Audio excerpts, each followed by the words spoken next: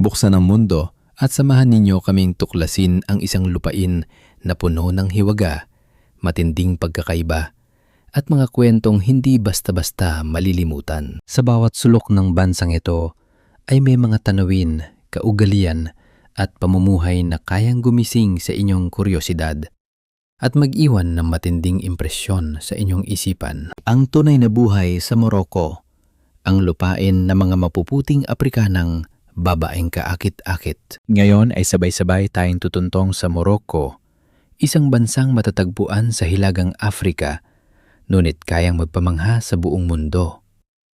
Hindi lamang ito lupain ng disyerto, kamelyo, at matatandang pamilihan gaya ng karaniwang iniisip ng marami, kundi tahanan din ito ng mga mapuputing babaeng Aprikano na magaganda at may kakaibang nakakabighaning tindig. At iyan ay simula pa lamang. Ang Morocco ay tila namumuhay ng halos 950 taon nang nauuna o hiwalay sa natitirang bahagi ng mundo dahil sa mga kultura, batas at kaugaliyang mahirap agad maunawaan ng mga dayuhan sa unang pagkikita.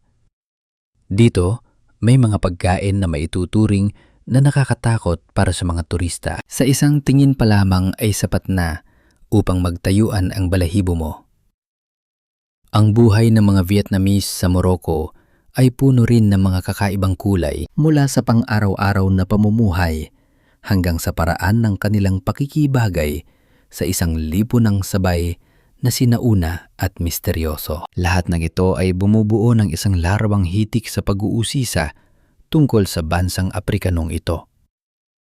At tara hindi na kayo paghintayin pa, samahan ninyo ngayon din ang logic sa paglalakbay upang tuklasin ang mga kakaiba at nakakagulat na bagay na tanging sa Morocco lamang makikita sa video ngayong araw. Isang bansang tila namumuhay ng halos 950 taon na mas maaga kaysa sa mundo. Ang Morocco ay isang bansang nasa rehiyon ng Hilagang Afrika na may populasyong humigit kumulang 38.3 milyong tao sa lawak na 446,373 kilometro kwadrado. Malawak ang lupain, ngunit hindi naman masyadong siksikan ng populasyon, kaya ang density nito ay humigit kumulang 86 na katao lamang bawat kilometro kwadrado. May 4 na tanyag na imperyal na lungsod ang Morocco: Fez, Marrakesh, Meknes at Rabat.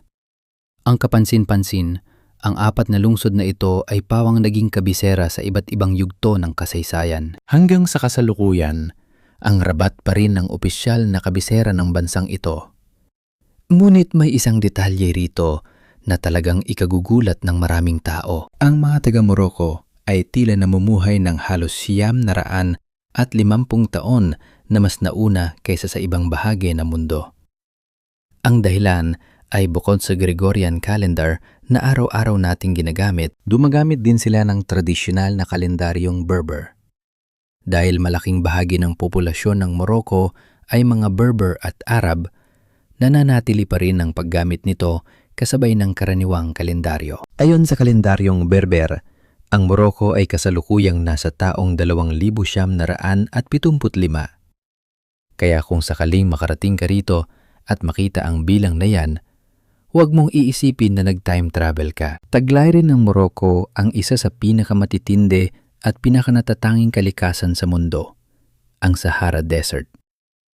Ang Sahara ay may lawak na mahigit 10.2 milyong kilometro kwadrado, sumasaklaw sa 11 bansa sa Hilagang Afrika, at kabilang dito ang bahagi ng Morocco. Ang kamangha-mangha, sa isang bansa lamang ay makikita mo na ang iba't ibang anyong lupa, mula sa nakakapasong disyerto, sa matataas na kabundukang may nyebe, hanggang sa malawak na bughaw na dagat. May baybayin ang Morocco sa Mediterranean Sea at sa Atlantic Ocean. Marami ang nagtataka kung bakit nasa Afrika na nga ang Morocco, ngunit napakarami nitong mapuputing babae na may asul na mata at mapusyaw na buhok na parang mga taga-Europa.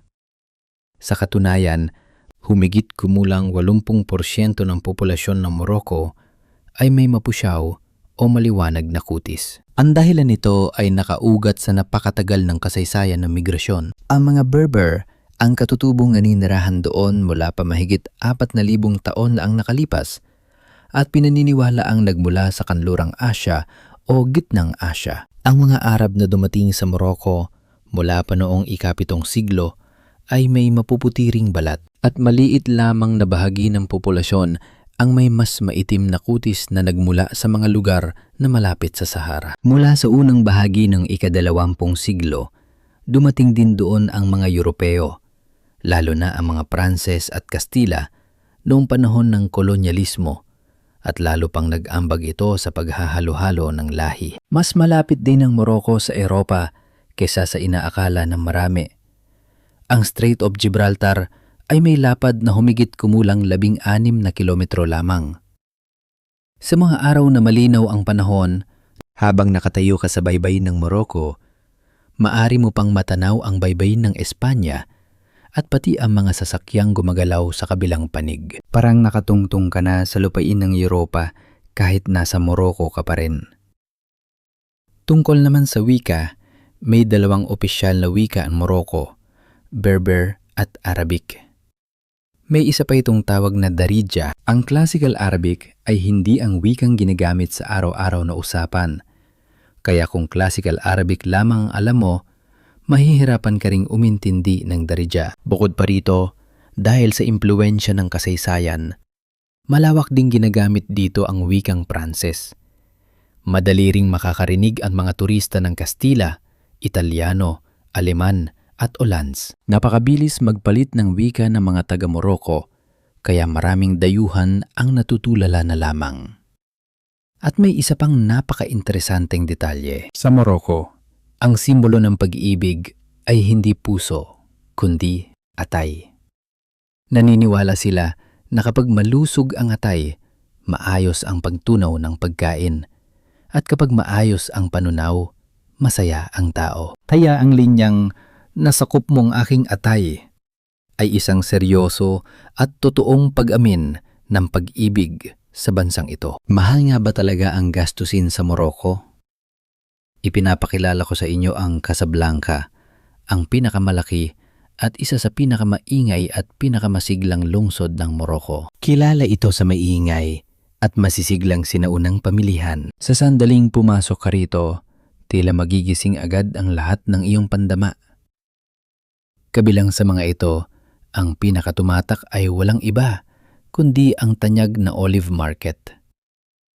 Para sa mga hindi pa nakaalam, ang Morocco ay kasalukuyang ikatlong pinakalaking tagagawa ng olibo sa buong mundo, kasunod ng Spain at Greece. Kaya naman, ang olibo ay makikita sa bawat sulo, mula sa mga hapagkainan ng pamilya hanggang sa mga tindahan sa gilid ng kalsada. At hindi pa doon nagtatapos. Ang Morocco rin ang pinakamalaking tagagawa ng argan oil sa buong mundo. Sa pagpasok mo ka lamang sa pamilihan ng Casablanca, ay maaari ka nang mabigla. Ang mga olibo ay nakasalansan sa mga drum at sisidlan, tila mga bundok sa dami, at iba-iba ang kulay at uri. Hindi lamang sila kinakain bilang simpleng merienda. Para sa mga taga-Morocco, kaluluwa sila ng pagkain. Mumunggoy ang mga tao ng olibo na parang snap, hinahalo sa salad, isinasabay sa tinapay o inilalagay sa tanyag na tagin upang mas bumango at sumarap ang ulam. Ang 1 kilo ng olibo ay nagkakahalaga ng mga 40 dirham, nakatumbas ng halos 100,000 dong sa pera ng Vietnam.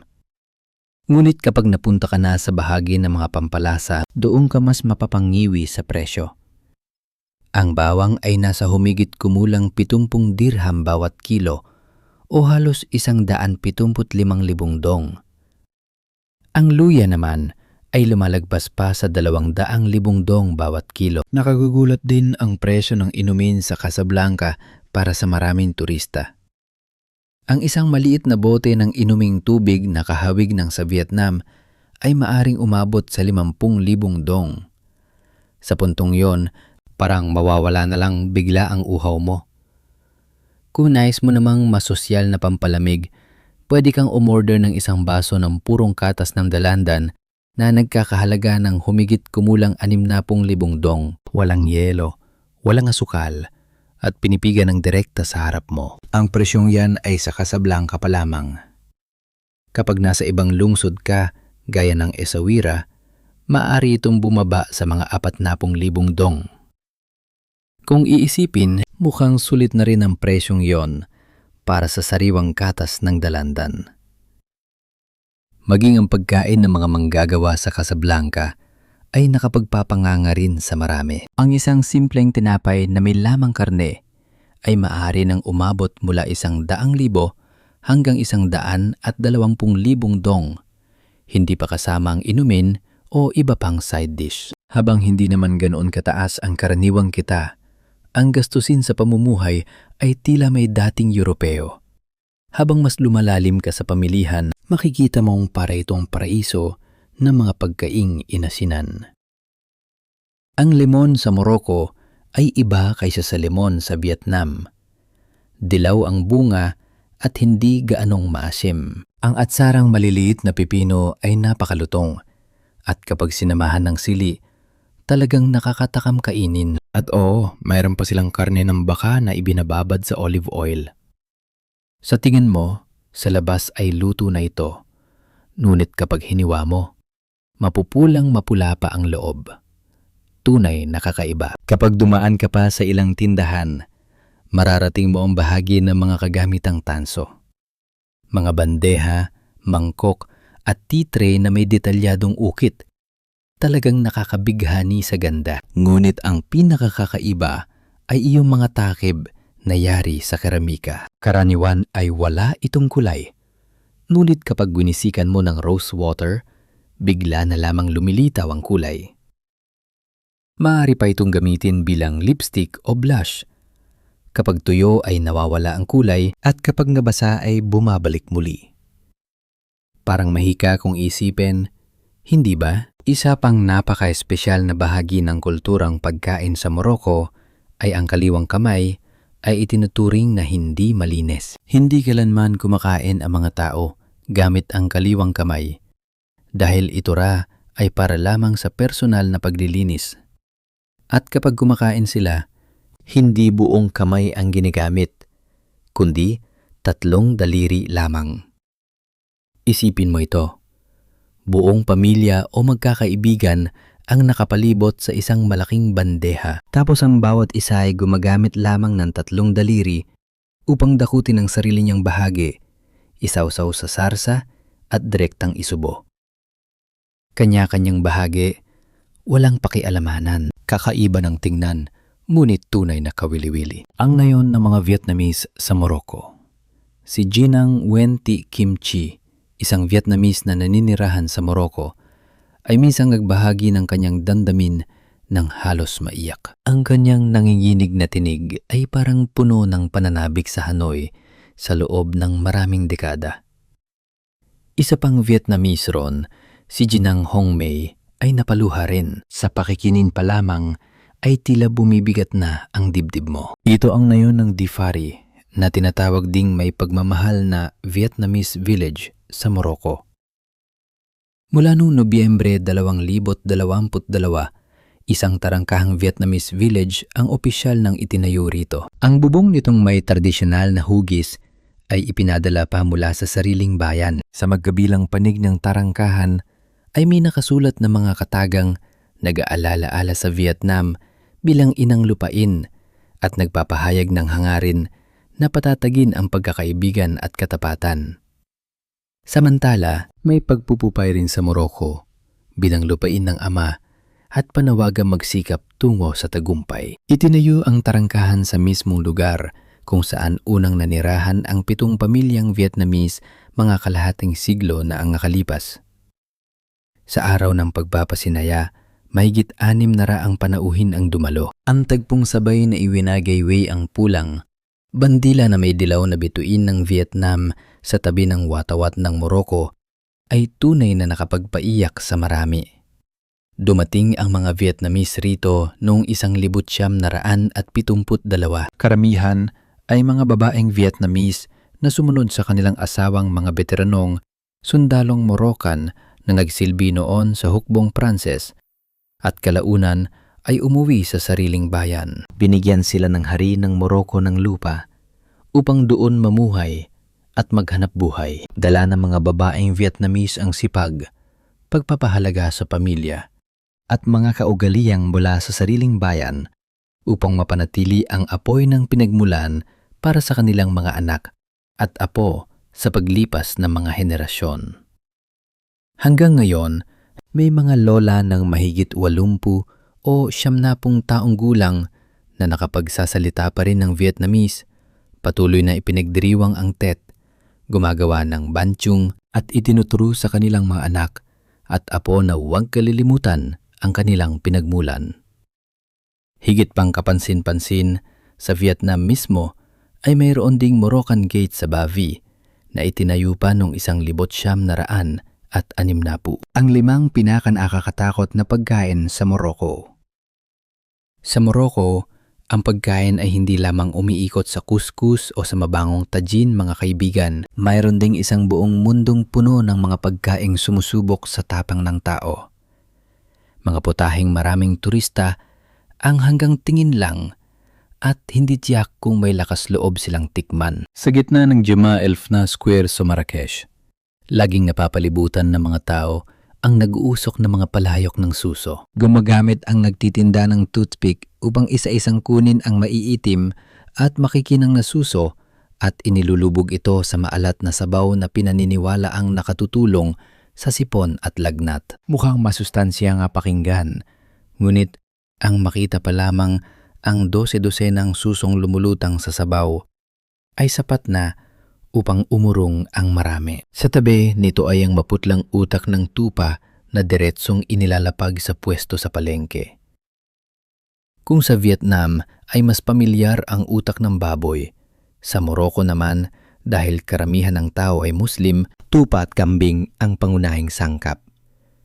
Ang utak ng tupa ay malambot at halos lusaw, hinihiwa ng maliliit sa kanilalagyan ng maanghang na sarsa upang matabunan ang amoy. At kung pag-uusapan ng kambing sa Morocco, hindi maaring hindi mabanggit ang tagpong makikita mo ang mga kambing na nakatayo sa mga puno ng argan. Pabirong tinatawag ang mga ito na mga kambing na marunong lumipad. Kapag huminto ang turista upang kunan sila ng litrato, nagkakaroon ng dagdag kita ang may-ari ng kawan. Ngunit hindi lahat ng kambing ay kusang umaakyat sa puno. Marami sa kanila ang binubuhat lamang at inilalagay sa sanga. Pagkatapos ay pinatatayong walang galaw ng ilang oras, dahilan upang marami ang mangamba tungkol sa kapakanan ng mga hayop. Balikan naman natin ang mga kakaibang pagkain. Kung sapat ang iyong tapang, may buuring inihaw na ulo ng tupa. Nililinis ang balahibo at balat, ngunit ang dila, panga at maging ang mga mata ay nananatiling buo at malinaw na makikita sa pinggan. Kapag umorder ang customer, hahatin ito ng nagtitinda sa 4 na bahagi upang mapili ng bawat isa kung anong parte ang gusto niya. At hindi pa riyan nagtatapos, meron ding putahing stuffed spleen ang Morocco. Sa labas ay tila napakalaking sausage, ngunit sa loob ay may halong giniling na karne, bigas at mga pampalasa na mahigpit na isiniksik sa supot ng pali bago ihawin. Kapag luto na, ito ay napakataba at masarap, dahilan kung bakit gustong-gusto ito ng mga lokal. At kung sa tingin mo ay hindi pa rin sapat yon, sa ilang rehiyon ay niluluto rin nila ang mga salagubang at maging ang mga uod nito, piniprito o iniihaw. Para sa mga taga roon, isa itong pambihirang delicacy. Ngunit para sa mga turista, ang ilapit pa lamang ito sa bibig ay parang isang pagsusulit na sa tapang. Pero kung iisipin, para sa mga Vietnamese, marahil ay wala ring gaanong pagkaing makatutuligsa sa ating tapang, hindi ba? Ang kakaibang paggawaan ng balat sa Morocco. Tiyak kong ilan lamang sa inyo ang nakakita ng personal sa proseso ng tradisyonal na pagtitina at pagproseso ng balat. Tama ba? Kung mausisa kayo, minsan ay subukan ninyong dumalaw sa mga sinaunang pamilihan ng Medina, sa mga tanyag na lungsod ng Morocco tulad ng Marrakesh o Fez. Habang mas lumalalim kayo sa looban, makikita ninyo ang mga tradisyonal na tannery na daan-daang taon ng patuloy na gumagana. Ang pagproseso ng balat ay isa sa mga pinakamatandang hanapbuhay sa Morocco. Umiiran na ito mula pa noong humigit kumulang ika-12 siglo at lubang umunlad noong Middle Ages. Hanggang ngayon, marami pa ring paggawaan ang nananatiling ganap na mano-mano ang paraan, walang makabagong makina. Ang layunin ng prosesong ito ay ihanda ang balat ng baka, tupa, kambing at maging kamelyo upang magawang mga produktong pamilyar tulad ng bag, jacket, sapatos at sinturon. Sa unang hakbang, ibinababad ang hilaw na balat sa hala ng tubig, apog, asin at ihi ng baka sa loob ng 2 hanggang 3 araw. Tinutulungan nito na maalis ang balahibo at sobrang taba. Ngunit yon ay simula pa lamang. Pagkatapos ng paglilinis, ibinababad pa muli ang balat sa isang panibagong halo ng tubig at dumi ng kalapati. Ang layunin nito ay palambutin ng natural ang balat. Ang kakaiba, ang mga manggagawa ay nakatapak ng walang sapin at ginagamit mismo ang kanilang mga paa upang tapak-tapakan at haluin ang mga balat sa loob ng ilang oras hanggang makuha ang tamang lambot. Kasunod nito ang pagkukulay. Inilalagay ang mga balat sa malalaking balon ng tina na may iba't ibang kulay: bughaw, pula, ube at matingkad na dilaw.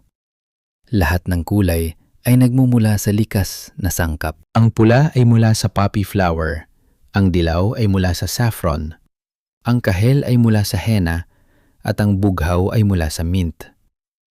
Kapag tuluyan ng sumipsip ng kulay ang balat, inilalabas ito at ibinibilad sa ilalim ng araw ng hilagang Afrika upang natural na matuyo. Sa huli, kinakayod ng mga manggagawa ang natitirang himulmol bago ito ibenta sa mga lokal na artesano upang gawing ganap na produkto. Maganda ang pakinggan ng proseso, pero sasabihin ko ng totoo sa inyo. Kapag tumuntong ka sa isang tannery sa Morocco, ang unang mararamdaman mo ay hindi paghanga, kundi isang biglaang pagkabigla. Ang amoy rito ay totoong biological shock. Pinaghalong amoy ito ng hilaw na balat na pinatutuyo sa araw, nabubulok na taba ng hayop at ihing umaasim sa pagbuburo. At hindi pa ron nagtatapos. Idagdag mo pa ang amoy ng dumi ng kalapati at talagang mabibigla ang iyong pang-amoy. Marami ang nagsasabi na kapag pupunta ka sa Morocco, huwag kalimutang magdala ng tangkay ng mint upang singhutin para hindi mahilo. Dahil kung wala nito, baka wala pang 5 minuto ay gusto mo nang tumalikod at tumakbo palabas. Dahil din dito, kaya maiintindihan mo kung bakit ang mga bagong biling produktong balat ay kadalasang may kakaibang amoy. Ngunit nakapagtataka, sa gitna ng halos hindi malilimutang matinding amoy na yon, ang buong paggawaan ay napakakulay at napakatingkad, parang isang dambuhalang paleta ng kulay. Kapag tiningnan mula sa itaas, makikita mong siksik na siksik ang mga balon ng tina. Lumilika ng isang tanawing kapwa na kabibigla at natatangi. Isang tanawing tila tanging sa Morocco mo lamang makikita. Nakakairita man ang amoy, pero kung nakarating ka na rito at hindi mo naranasan ang shock na ito, parang hindi pa lubos ang iyong paglalakbay. Ang mga bawal na dapat iwasan ng mga turista.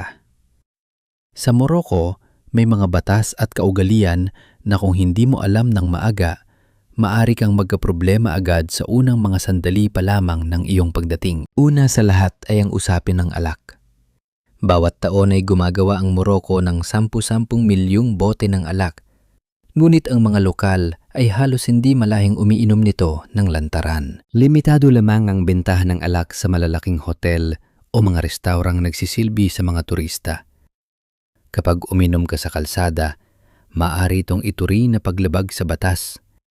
Sa halip na beer o alak, mas paborito ng mga lokal ang mint tea na pabirong tinatawag na Berber whiskey. Pagdating naman sa homosexuality, mas mahigpit pa ang batas.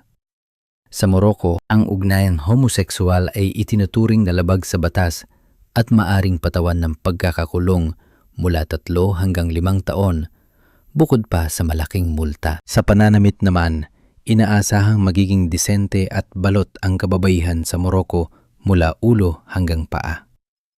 Sa maraming tradisyonal na lugar, kinakailangan takpan pa ng babae ang muka at iwang lantad lamang ang mga mata.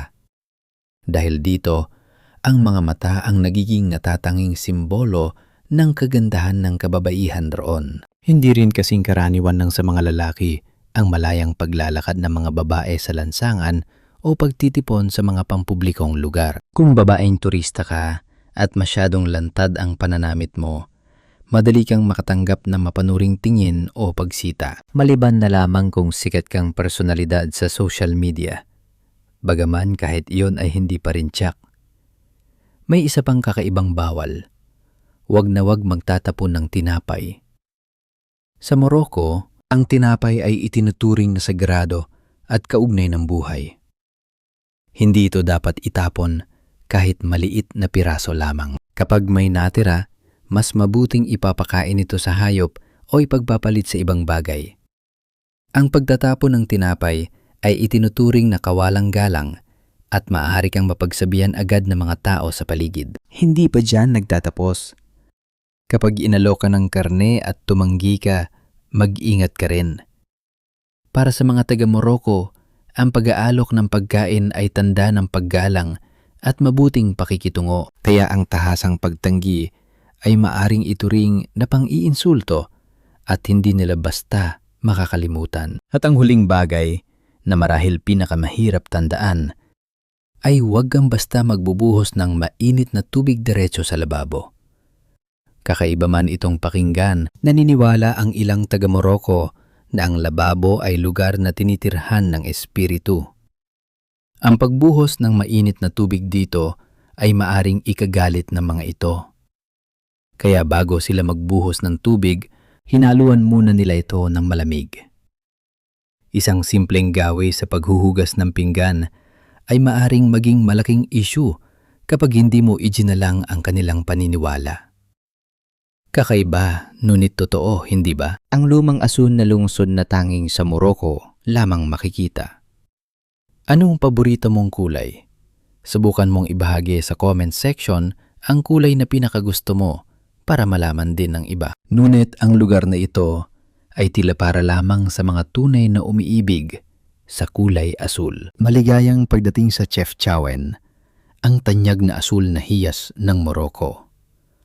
Mula sa plaza, post office, simbahan, hanggang sa mga bahay ng mga tao, lahat ay pinintahan ng bughaw sa iba't ibang antas ng lalim at kapusyawan.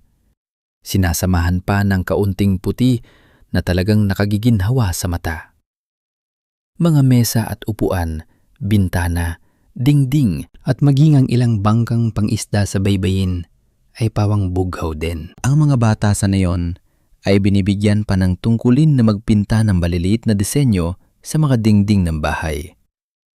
Pakinggan pa lamang ay napakaganda na, hindi ba?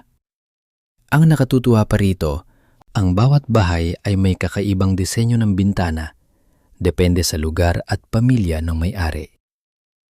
Habang naglalakad ka sa makikitid na eskinita, makikita mo ang mga damit, sombrero, scarf, wind chime at sari-saring souvenir na makukulay at kapansin-pansin sa ibabaw ng bughaw na paligid, na lumili ka ng napakagandang contrast. Mainit ang araw, dayan ang inaasahan sa Hilagang Afrika. Pero pagpasok mo rito, ay parang bigla kang lalamig at gagaan ang pakiramdam. Hindi alam ng marami na mula pa noong ika-15 siglo, naging kanlungan ito ng mga Judiyong tumakas mula sa Spain. Ang kulay asul dito ay hindi basta palamuti lamang.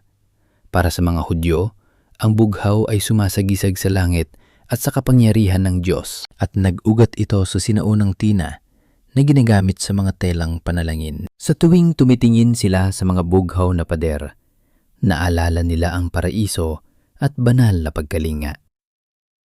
Bukod sa relihiyosong kahulugan, naniniwala rin ng mga tao na nakatutulong ang kulay asul sa pagtataboy ng mga lamok at nagbibigay ng mas malamig na pakiramdam kumpara sa puti na higit na nagbabalik ng matinding liwanag ng araw sa Mediterranean. Habang naglalakad ka sa Chefchaouen, matatagpuan mo ang mga makikitid at palikulikong eskinita na nagpapaalala sa marami ng Old Quarter ng Hanoi. Ang kaibahan lamang, dito ay bughaw ang lahat mula simula hanggang dulo. Karamihan sa mga naninirahan dito ay Muslim at Berber. Bago sumapit ang ika-19 na siglo, napakahigpit na mga batas at tanging mga Muslim lamang ang pinapayagang manirahan dito. Ang sinumang lumabag ay maaaring maparusahan ng mabigat. Ngunit sa kasalukuyan, mas bukas na ito kaysa noon. Malaya nang nakapaglalakad ang mga turista, nakakakuha ng litrato at nakapag-check-in ng walang sawang pagpipigil. Mga minamahal na kaibigan, dito na nagtatapos ang ating paglalakbay sa video ngayong araw. Matapos ninyong panuurin at samahan kami hanggang dulo, nais naming malaman kung ano ang inyong naramdaman o naisip na nais ninyong ibahagi. Ang bawat ideya, mungkahi at hiling ninyo hinggil sa mga susunod na paksa ay napakahalaga sa editorial team upang lalo pa naming mapaganda at mapayaman ang mga susunod na nilalaman. Huwag kayong mag-atubiling mag-iwan ng komento sa ibaba. Kung nakatulong sa inyong video na ito, paki-like, mag-subscribe sa channel at pindutin ang notification bell upang hindi niyo mapalampas ang mga pinakabago at pinakakawili-wiling video sa mga darating na araw. Maraming salamat sa inyong walang sawang pagsubaybay at pagsama sa amin. Paalam at magkita-kita tayong muli sa mga susunod na video. Bye-bye. Buksan ang mundo at hayaang dalhin kayo ng bawat kwento sa mas malalim na pag-unawa sa iba't ibang kultura, pamumuhay at katotohanang bumabalot sa ating daigdig. Sa bawat paglalakbay, hindi lamang mga tanawin ang ating natutuklasan, kundi pati na rin ang mga damdamin, paniniwala at kwentong matagal nang humuhubog sa pagkatao ng isang bayan.